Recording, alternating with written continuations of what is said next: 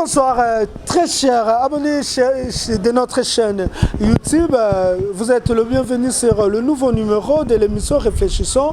Je suis Trésor King Boukele Kolo Congo, Bomengo Mokonzi, Nazali Moukwa Congo. L'actualité nous oblige. Aujourd'hui, Matata Pogno était à Faden House chez Martin Fayoulou. Est-ce que divorce est bandit na ngambo ya Lamuka ou non? Déjà, Adolphe Mouzitou, le Premier ministre honoraire, avait déclaré devant la presse congolaise qu'il a dit non à bloc patriotique et oui à sitting devant le palais du peuple. Il était d'accord à sitting devant le palais du peuple, mais il a dit non à bloc patriotique. Rencontre de Martin Fayoulou avec Oyoto Ebiete Kebatouya. FCC batombolaki likolo pelelo oyo président déjà il y a parti politique naye ezali Augustin Matata Pogno oba interpella kaye na justice mais oyo lelo oyo lui pour lui il est s'attache il est immaculé akei koluka Martin Fayoulou. Est-ce que ezali pour un bloc patriotique, to ezali visite comme les politiciens sont toujours prêts à dire que non, nous sommes le frère au-delà il y a la politique, il y a une divergence politique, nous restons des frères, on peut se voir quand on veut, on peut parler quand on veut. Dernièrement, on a vu la photo de Serge Ouello avec Peter Kazadi, de Félix Antoine Tshisekedi et celui-là de Joseph Kabila qui montre que Bazaka ensemble. Et cette rencontre officielle d'Augustin Matata Pogno et pas Martin Fayoulou qui taille déjà bavette dans le milieu de la presse et les réseaux sociaux. Les gens en parlent. Matata Pogno, comment Matata Pogno ou comment Martin Fayoulou a Koki Koyamba Adolphe Mouzitou. Et il y a beaucoup de gens déjà à propos de Kouloutou Nabiso, Nico Mayengele, ils ont dit que Nico Mayengele il est pour la division de ces deux leaders de la Mouka et division il y a deux leaders il y a la Mouka et Kopé Sanine. Moi Trésor King Nabisebino la Mouka et voyez na hypocrisie. Je vous ai dit, moi je suis clair. Ce sont des vieux autres vivres. Ton lobate que to liena bango to salini mais ce sont des vieux autres bando qui ne pas na bango ba ya bibiso les vieux Adolphe Mouzitou les vieux le Kouloutou Martin Fayoulou pourquoi pas les vieux Jean-Pierre Bemba Moïse Katumbi nga batunate entre guillemets parce que je n'ai jamais été chez Moïse Katumbi. Maintenant quand il y a ba vieux wana moi Trésor King je vous dis j'avais senti de l'hypocrisie donc ça veut dire to ebike makambo ekende faux. Mais toi supportané parce que le peuple a l'ingamo nabisoka ensemble. Or, on ne fait pas les choses parce que le peuple, il faut à mon avis ensemble. On fait les choses parce que nous savons ce que nous sommes en train de faire. Il y a eu un leader, c'est que moi je dis, il y a eu l'hypocrisie. Je n'aime pas dire que ce sont des hypocrites. Là, je pèse bien mes mots. Mais moi, il y a eu des hypocrisie na kati na bango parce que hypocrisie na koko ya pena nzela ya batu o ba ko entourer bango leader et bien exemple que batu nanga oyo balinga ka tel leader wana muso aza pembe na ngai mais lokola peuple ataki biso tondi maka tous à l'ensemble parce que peuple mutataki biso tous ensemble mais batu nanga bakoka ko supporter présence ya mutu wana mususu te. On dit toute vérité n'est pas bonne à dire. Hein. Quand toute vérité n'est plus bonne à dire, c'est aussi de l'hypocrisie. Quand on garde des choses, c'est aussi de l'hypocrisie. Peut-être aussi l'hypocrisie, on a la démarche à sagesse. Pourquoi? Parce que ceux qui hypocrisie on a quitté na kata ba leader ya la Mouka, mais ba leader wana balinga da ba beba na banda kala, banda Genève. Mais tout comme on était, Jean-Pierre Bemba a 8 ans à supporter Moïse Katumbi. Moïse Katumbi a 8 ans à supporter Adolphe Mouzitou. Adolphe Mouzitou a 8 ans à supporter Matungulu. Matungulu a 8 ans à supporter Martin Fayoulou. Martin Fayoulou a 8 ans à supporter Jean-Pierre Bemba. Jean-Pierre Bemba a 8 ans à supporter de l'hypocrisie de ce que peuple à l'Obaka. On a encore de l'espoir. Cette façon, Otali oebika muningo azana mabe na ye to kitisa nanu to talape dans le peuple à Lingini. Moi, je dis ouvertement, pour la sagesse. Et je ne condamne pas aussi cette hypocrisie. Je fais que vous dévoiler qu'il y avait une sorte d'hypocrisie au Batouba Fandenango pour satisfaire le peuple, parce que le peuple était la voix de Dieu. Tant qu'on maîtrisait, il s'écartait dans Nzela. Bah s'écarter dans Nzela baninga, bah s'écarter dans Nzela baninga, parce que bazui ta ya ko maîtriser ba ya ko bomba lisu makambu te to bimisaka makambu. Ye kuna lingi boye, ye kuna lingi boye, ye kuna sali boye. Et en fin de compte, tout comme on a été, il y a eu des dislocations au sein de la Mouka. Jean-Pierre Bemba est parti, d'abord c'était Matungulu qui était parti, après Matungulu c'est Moïse Katumbi, Jean-Pierre Bemba. Jean-Pierre Bemba est aujourd'hui, nous sommes là où nous sommes. Excuses, je vous présente mes excuses parce qu'il y en a tout. Mais est-ce qu'on a commis? N'ayez-vous que peuple, tu es bête. Batu soki basangani na mboko Congo et comme on attend moko basala ka nini bakabwanaka. Parce que Congo, ce que nous avons compris na ba politique ya mboka na biso. Ba politicien ya mboka na biso. C'est pas l'intérêt du peuple, c'est plutôt lutte course vers le pouvoir. Bon comment on a que hier nos leaders politiques parlaient au nom du peuple. Mais ce qui concerne le peuple congolais, personne n'en parle. Personne ne jette l'œil. Tout ba komi kosala ka makambu pour 2023 na mapona minga pena bima. Na mapona mibwenga pena bima. Bobi kena chasse au pouvoir, même ton ennemi peut devenir ton ami. Il y a un dynamisme politique pour nous dire que la politique est dynamique.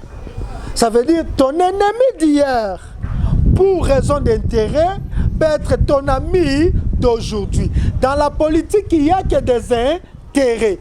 Ah, est-ce que c'est l'intérêt du peuple? Non, il n'y a que des intérêts des acteurs politiques. Parce que vous voyez ce que vous voyez et puis ça dit que yima. Mais surtout, on comprend ma camouto, on peut calculer le comportement des hommes politiques d'après Baton. Depuis que tant d'autres qui des acteurs politiques la mise vers les élections.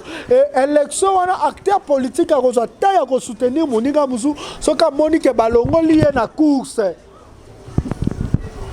Jean-Pierre Bemba, ce qu'a qui tant, ton loba, vérité, tant, il y a qu'à soutenir. Dans Martin Fayoulou, c'est parce que après ça, c'est subordination des témoins.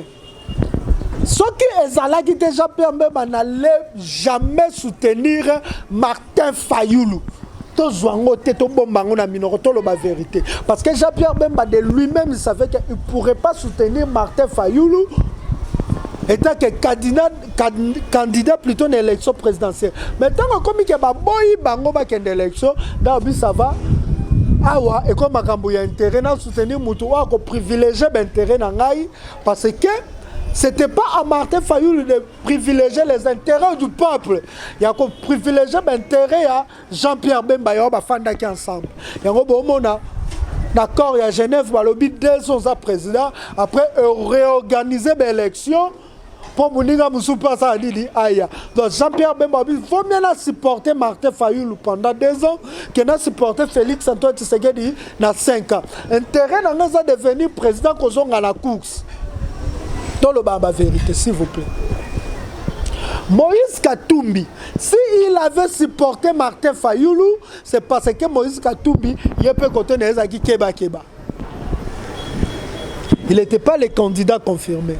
Parce que dans le lendo, Simba moi na Zambie, Babengi Soriano, le vieux Soriano, Moutoya Pembe, les grands ennemis à Loi Tchani, ils ne pourraient jamais soutenir Martin Fayoulou. Mais au moins il y avait d'autres gens, malgré Babandeko Kende, bazaki ba candidat présidentiel, mais à l'époque il savait bien que bazaki na confiance à peuple. Si Adolphe Muzitu avait supporté Martin Fayulu, c'est parce que parti Adolphe Muzitu et Outaki Kobota Makasika. Parce qu'aujourd'hui, nouvel élan en 2 ans d'existence. À l'époque, si nous sommes en 2021 et que nouvel élan en 2 ans, en 2019, nouvel élan a nous bébé politique. Et nouvel élan avait vu ses intérêts par rapport. Il y a Martin Fayulu, il a compris non, vaut mieux soutenir Martin Fayulu. Pour ceux qui n'ont pas eu, dans quelle élection, vaut mieux qu'on ait Martin Fayulu, mais Oyoto Kanisi, et Sanini, et Tombo la Bisso. C'était que les intérêts. Il n'y a personne dans Genève, oh, l'obake, à Kenaki pour un peuple. Je dis non. Aidez-moi, s'il vous plaît, à comprendre ça. Ce qui est pour le peuple, Genève, qu'est-ce qu'on va dire après Genève? Peuple en Koufi, le peuple était pour Annie. Moïse Katumbi a comme le Belané Makambunae. Jean-Pierre Bemba a comme une écotalané, Nanyo, F. Bazaïba, APCM, parti bon qui ministre Fanda Kimia. Lelo Oyo, to botika wana Simba Mutu nyonso, s'il vous plaît. Bon supporter. Bonjour Makayabu, bosenga Makayabu, bandeko bazaka na poto, n'habite oui Makayabu pesa na poto. Bota Makayabu pembeni bateau tension et kitaka. Bateau tension matabo sengelanga 10 litres mai. Tinda mona sombelo 10 litres mai parce que makamona oloba s'il vous plaît, bon supporter ngai. Nazaka nanga da munoko mabe ngai. Peut déjà botanga na ba qualification to botanga. Vérité nanga bimisa ngai impoli na média, j'applaudis. Mais la finga non maman mutute na finga tata mutute. Na lobaka vérité pe na mema batu na compréhension. To ye to simba mutu moko moko. To simbi Jean-Pierre Bemba. Aïe, le vieil Hugo. Qui ne sait pas que Jean-Pierre Bemba nous a trahis ici au Congo. Tant que le peuple a voté Jean-Pierre Bemba a voulu négocier avec Kabila pour bomber la biso bateau nyonso bakufa lelo ba igo tanzambe to koma otala vie ka na statut to kanisa buki ya vie na statut so leki ka wana otali ya vie zaka na buki pour na Jean-Pierre Bemba te. Qui ne sait pas que si aujourd'hui nous avons cette constitution mal, je dirais mal rédigée, c'est parce que Jean-Pierre Bemba, Zaïd Ngoma et les autres étaient là, dans l'Isanga Bango Basangana en 2006 pour Bakabola pouvoir, pour les intérêts à pouvoir na Bango. Ils ont donné accès aux Rwandais. Mémoire historique, Totika Kobo Sanangote. Aujourd'hui, on citera Jean-Pierre Bemba parce qu'à l'époque, là, tout le monde a eu des pèses. Parce que papa Etienne Tshisekedi n'était pas partant. Il y avait des Jean-Pierre Bemba, il y avait des Zaïd Ngoma, il y avait des Rouberois, il y avait tous ces gens-là. Qu'est-ce que aujourd'hui Jean-Pierre Bemba a fait sa mission comme leçon en 2023 pour être candidat président de la République? Jean-Pierre Bemba. Tout le monde est Jean-Pierre Bemba. Toye et pas Moïse Katumbi. Il ne sait pas que tel père, tel est fils. Et Moïse Katumbi est le fils politique de Joseph Kabila. Moïse Katumbi nous a dit que lui ne pensait même pas faire la politique. C'est Kabila qui l'a amené dans la politique. Et comme Kabila l'a façonné, quand on façonne quelqu'un, on sème ce que nous sommes dans quelqu'un là. Et Moïse Katumbi, je pèse mes mots et je le dis, Moïse Katumbi c'est un autre Kabila. S'il vous plaît, aidez-moi à comprendre. La ligue tout bois qu'on a un sentiment. Quand Moïse Katumbi était gouverneur na Katanga, est-ce que Moïse Katumbi s'est battu pour la population to abunda qui pona le kumu ya PPRD qui est liboso? Est-ce que abunda qui peut tomber le kumu ya peuple congolais to le kumu ya PPRD? Bon mona ke minga abunda qui pour le kumu ya PPRD ça nini et tomba et tombwa. Et après ye bandeko a Katanga Mutu a tomboli le kumu ya peuple. Ata musu aye, on comprend que le kumu ya peuple est tombé. Ma qui sonne bina Zimbabwe. Et Zamabe peuple nyo so bimisa ali banda. Aujourd'hui, Moïse Katumbi a la scène politique passe pour ses intérêts. Moïse Katumbi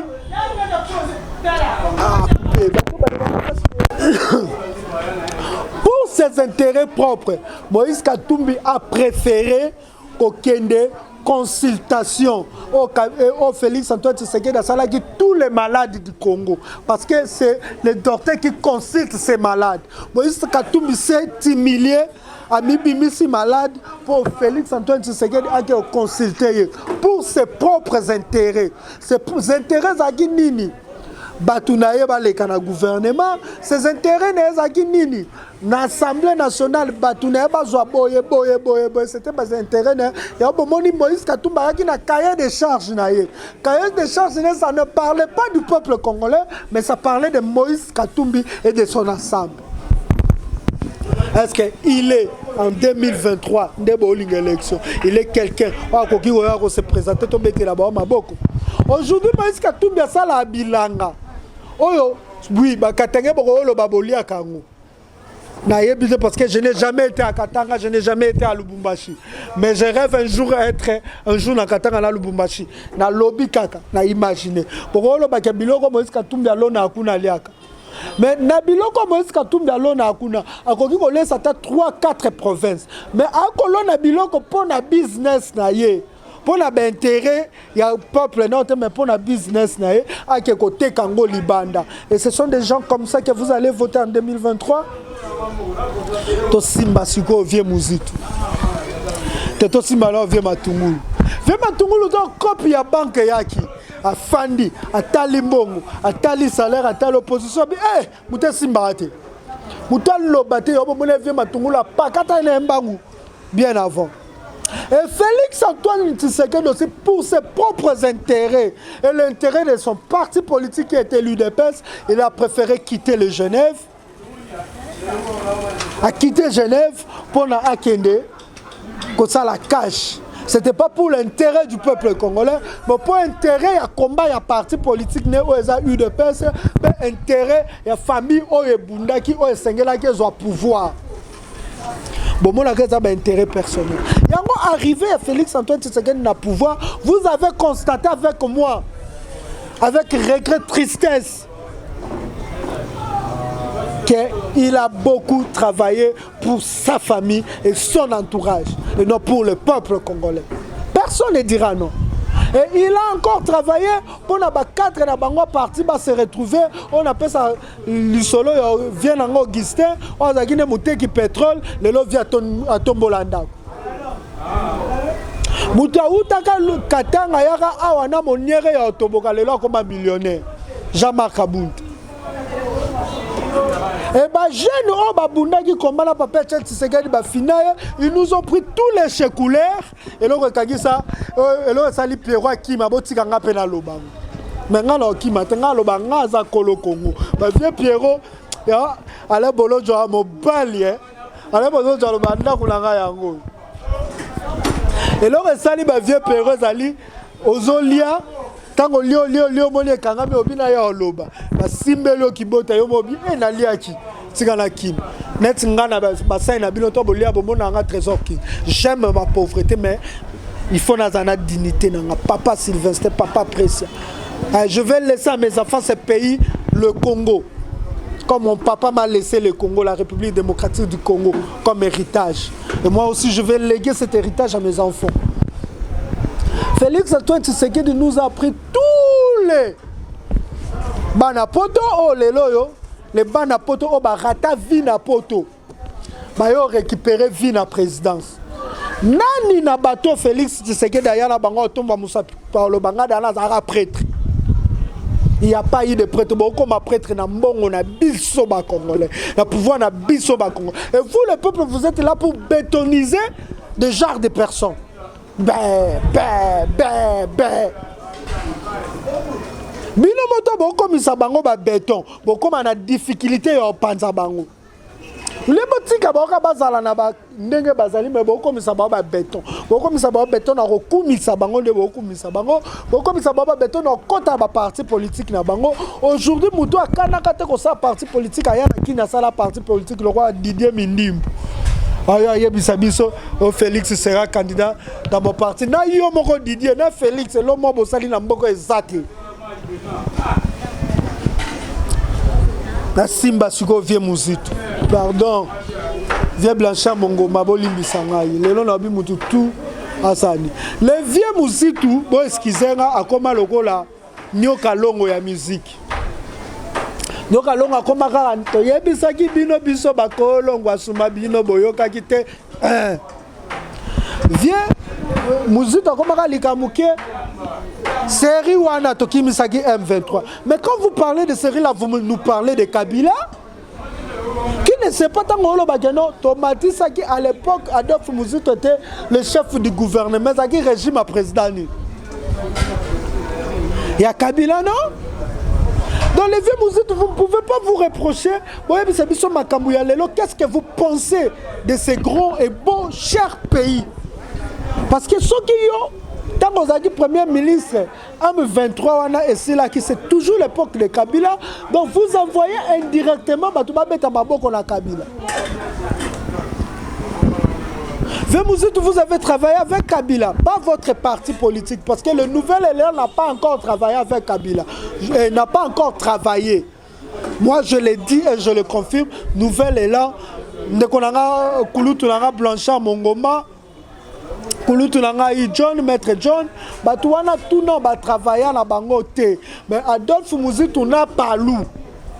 Bo travailler na Kabila sous régime ya palou. Est-ce que nini so bo travailler pour na ba congolais. Bonga bo comme ça mboka na niveau moko o batu tout ba na sima. Benga balanda lignée na bino. Na pesa bino exemple balkanisation. Bon temps ba salaire wa na de comme ya banque. So ki lelo yo lobi to longa salaire na banque to ke ni to loba yo ndo kité. Viens Muzitu, tika makambo tanga Kabila, ça vous ridiculise. Parce que vous pensez que vous parlez de vous, or que vous parlez, or plutôt or que ça raté en français, or vous parlez de vous et de Kabila. Vous pensez que vous parlez seulement de vous, mais vous parlez aussi de Kabila. Tant que Kabila boye, Kabila boye, vous parlez de Kabila. Kouloutou, Martin Fayulu, le Sikana Mtsuba problème. Pour Kuna, Bandeko Mtsuba, comment on dit Kouloutou, Martin Fayulu, le Kola Nzambe, moi je dis s'il ne faut pas critiquer. Toi si ça n'a Kouloutou Adolphe Muzitu. Toi Kouloutou Adolphe Muzitu habite ton coquille qu'on s'enganana batouana te. Pour basengi na nous pardon na peuple congolais.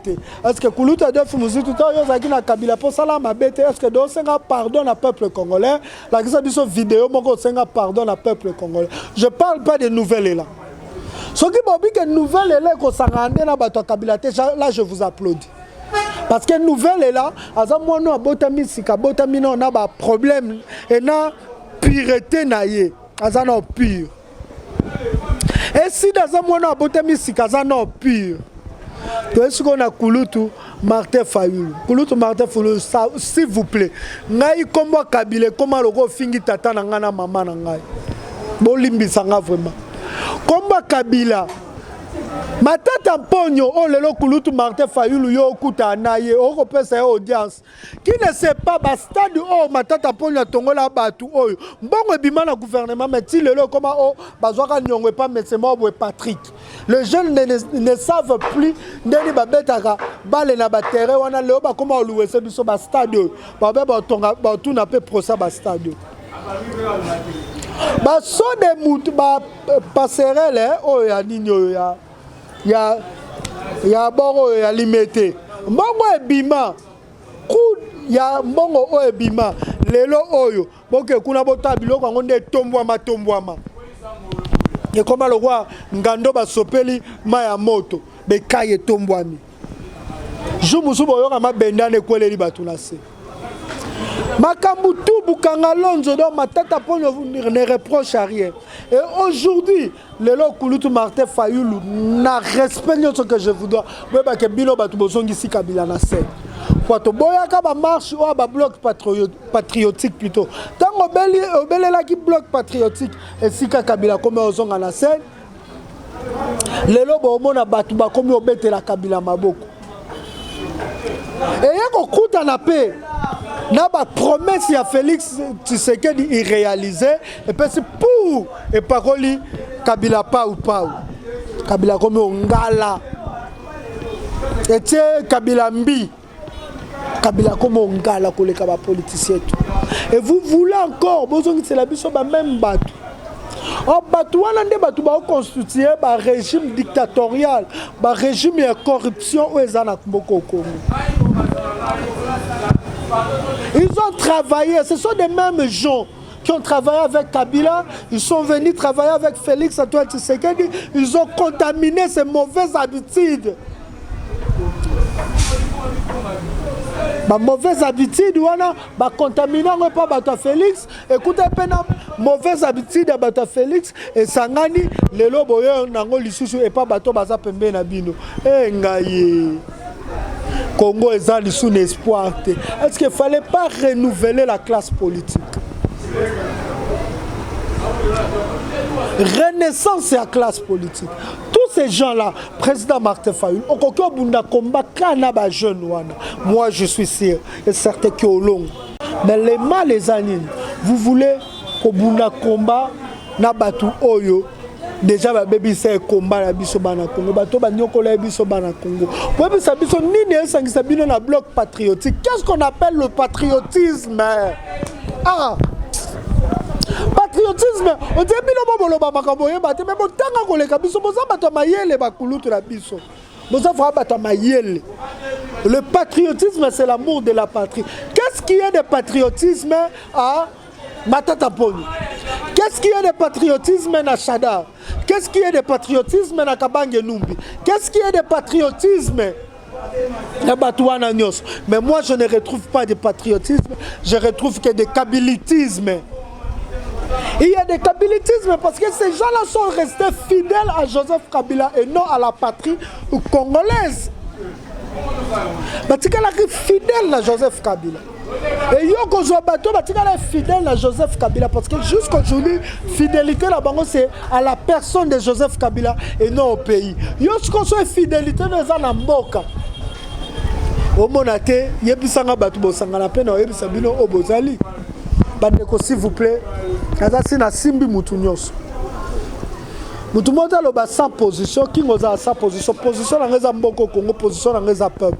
Quand le peuple vont et va applaudir, le peuple va dire c'est à ce moment-là que moi je vais marcher tête haute pour dire que non, le combat que nous avons mené, nous les Congolais, nous les Trésors King, les Rosmukendi Timanga, nous les Dosta, nous les autres, l'océan de la presse, le Merlin Vouvou, ce n'était pas pour notre honneur, parce qu'on savait bien que ce n'était pas nous qui comptaient, mais c'était le Congo qui comptait. Et nous savons maintenant que le Congo est plus grand que nous.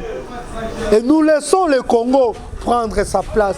Pour que le Congo ait reprendre place nango, place au Mobutu qui est le pays le plus riche d'Afrique, à comme ils sont naissés, on va fonctionner, qui mieux payé, on va quitter si bango va fonctionner na bandaku, ban papa ba comme olia, ce qui ba na bango ba qui ote kanzoto, to banani basi na ba qui ote kanzoto. Il faut imaginer ces pays, la place où est Kitaki, pays oyo.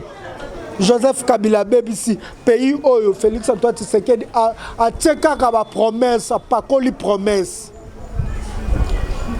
Toningi tokena réalisation. Mais je vous dis, c'est pas avec les gens comme les Matata Pogno, les Chadari, les Ninde tokena réalisation et changement au Congo. Non, il faut qu'il y ait renaissance et la classe politique. Et autres, c'est la bino diaspora. Soutenez le jeune. Ils étaient là, ces gens-là. Qu'est-ce qu'ils ont fait? Ces Matata Pogno, ils étaient là. Qu'est-ce qu'ils ont fait? Regardez comment les Congolais continuent de vivre. Et dites-nous si nous avons tort de dire ce que nous disons aujourd'hui. Ils étaient là, tous ces gens-là que vous voyez aujourd'hui. Ces gens-là qui veulent se rendre saints. Ils étaient là. Et dites-nous, Qu'est-ce qu'ils ont fait? Et condamnez-nous. Condamnez-nous. Ouais, c'est ce que nous sommes en train de dire aujourd'hui. On ne peut pas le dire. Félix est là. Qu'est-ce qu'il a fait? Il n'a rien fait. Et condamnez-moi, Trésor King. Dis que Trésor King, tout ce que tu disais, parce que tu comprenais ma cambo et bandel. Quand on vous a dit que Félix ne va rien faire, donc ça, d'après ça, on a un peu saboté de la dit. Parce que soit qui prophète prophète loba qui tonga na bandero loba ga ça le lote to bengana na pouvoir to sabre pour traiter biso bobi et loba qui moi mon combat c'est pas un étranger to un fils du pays à pouvoir na comment na ngezali que mutu oza na pouvoir eza mutu wa yebi sens ya patriotisme sens ya congolité et à beau congolais peut valoriser yango. So zolinga te trajo telinga ye na pouvoir, mais so valoriser bo congolais na ngai na mboko oyo. A valoriser patriotisme na nga na mboka oyo. A bongisi mboka na nga au Congo. A pesi place na ba congolais. Dans le étranger na leka qui peut zongisa place na ba congolais. Je veux que la guerre cesse. Je veux que les Congolais ne meurent plus.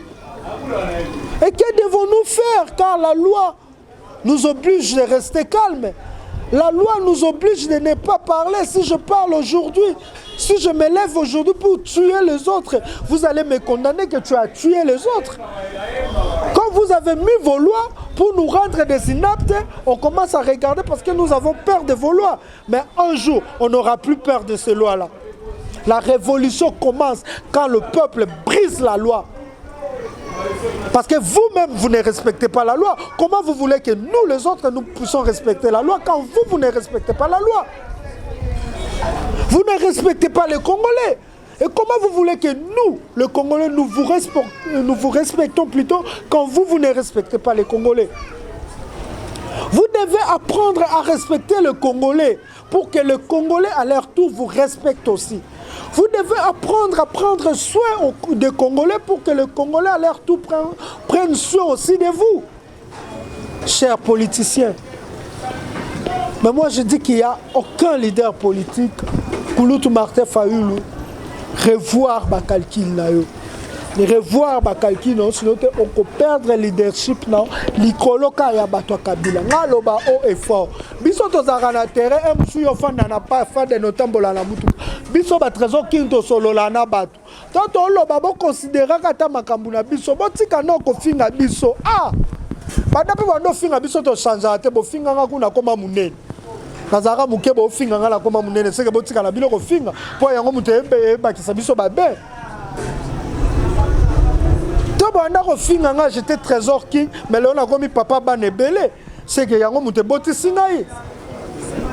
D'abord ti kanabino ko finga biso bo ce qu'on a pratiqué au biso toloba. Pas bon continuer ko finga biso toloba kana ko. Aussi longtemps Congo eza biso toloba kana ko. Ni Félix Antoine Tshisekedi, je l'ai dit, na bando loba on a pas tant à Kabila. Kabila ne m'a jamais fait peur, tient le mot pouvoir. Et Félix Antoine Tshisekedi ne me fait pas peur et ne me fera jamais peur. Et vous les autres là, au botikali, borobangi sangate ton abi ke mabelo a Congo o eza mabela ba koko nanga. Ah ngi pa vita, vita nkanga, kimbangu, fulampeve. Nabi ke koko nanga munyanga, bukele masieni. Mabele na yeyo, na bima na linia ba konzi. Bino boyo yoko la ki bo konzi atang bo saka ba bo konzi na bina mikie o. Moi je suis un kinga et le roi parle s'il faut parler. Et si na Kacho un jour, je serai à l'aise. Je vais vivre dans mon aise parce que Kacho est tongami na mabele à Congo. Je suis na mabele à Congo na maya Congo. Le quoi mabele ngweza à Congo maya ngweza à Congo ekoloba. Na lobisa da ba Kacho boka ate. Et lobaka. Jamal Abimi. Jamal Abimi a eu liberté provisoire. C'est comme 1500 ndaku ya ba soldats. Et ceux qui wapi. Bote siga to komi. Ça va te coûter un ciment. Bye.